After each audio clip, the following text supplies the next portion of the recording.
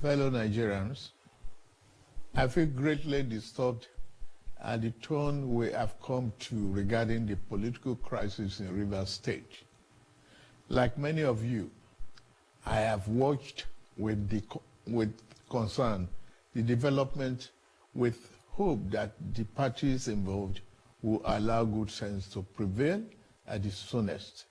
But all that hope borne out without any solution to the crisis. With the crisis persisting, there's no way democratic governance, which we all fought and worked for over the years, can thrive in a way that will redound to the benefit of the good people of the state. The state has been at a standstill since the crisis started, with the good people of the state not being able to have access to the dividend of democracy. Also, it is public knowledge that the governor of Rivers State, for unjustifiable reasons, demolished the House of Assembly of the state as far back as 13th December 2023, and as up till now, 14 months after, now rebuilt the same. I have made personal interventions between the contending parties for a peaceful resolution of this crisis, but my efforts have been largely ignored by the parties to the crisis. I'm also aware that many well-meaning Nigerians, leaders of thought, and patriotic groups have also intervened at various times with the best of intentions to resolve the matter, but all their efforts were also to no avail. Still, I thank them. On February 28, 2025, the Supreme Court, in the judgment in respect to all about 8 consolidated appeals concerning the political crisis in Rivers State, based on several grave unconstitutional acts and the disregard of the rule of law that has been committed by the governor of Rivers State, as shown by the evidence before it, pronounced in very clear terms. And I quote, "A government cannot be said to exist without one of the 3 arms that make up of the government of a state under the 1999 Constitution as amended.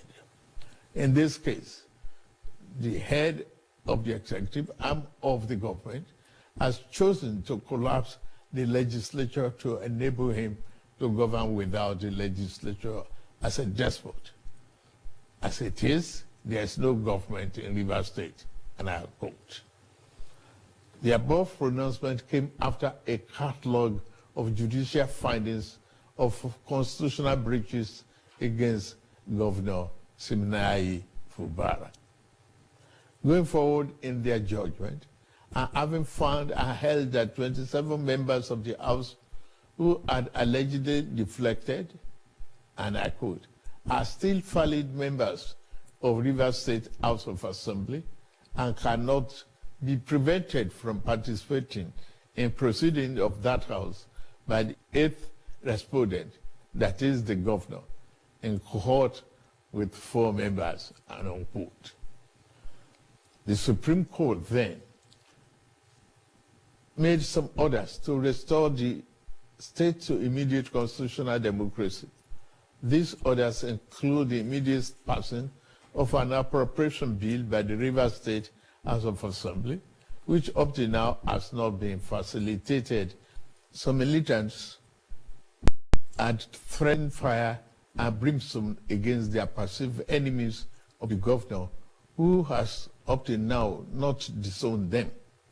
Apart from that, both the House and the governor have not been able to work together.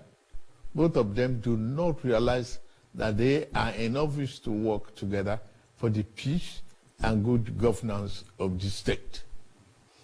The latest security report made available to me show that between yesterday and today, there have been disturbing incidents of vandalization of pipelines by some militants without governor taking any action to curtail them. I have, of course, given stand order to the security agencies to ensure safety of lives of good people of Rivers State and the oil pipelines. With all this and many more, no good and responsible president will stand by and allow the grave situation to continue without taking remedial steps prescribed by the Constitution to address the situation in the state, which no doubt requires extraordinary measures to restore good governance, peace, order, and security.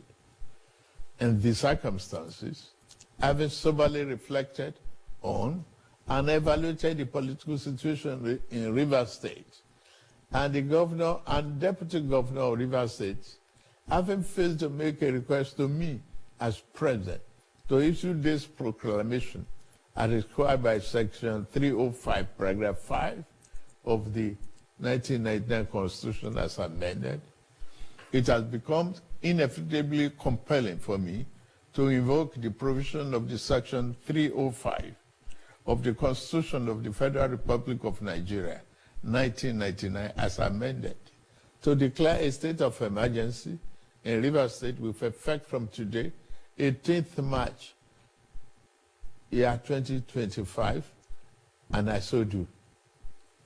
By this declaration, the governor of Rivers State, Mr. Siminalayi Fubara, his deputy, Mrs. Ngozi Oju, and all elected members of the House of Assembly State are hereby suspended for an initial period of 6 months. In the meantime, I hereby nominate Vice Admiral Eboket Ibas, retired, as administrator to take charge of the affairs of the state in the interests of the good people of Rivers State. For the avoidance of doubt, this declaration does not affect the judicial arm of Rivers State, which shall continue to function in accordance with their constitutional mandate. The administrator will not make any new laws. He will, however, be free to formulate regulations and make the fund necessary to do his job, but such regulations will need to be considered and approved by the Federal Executive Council and promoted by the President for the state. This declaration has been published in the Federal Gazette, a copy of which has been forwarded to the National Assembly in accordance with the Constitution. It is my fervent hope that this inevitable intervention will help to restore peace and order in Rivers State by awakening all the contenders to the constitutional imperatives, binding on all political players in the Rivers State in particular and Nigeria as a whole. Long live a united, peaceful, secured, and democratic Rivers State in particular, and the Federal Republic of Nigeria as a whole. God bless you all for listening. Thank you.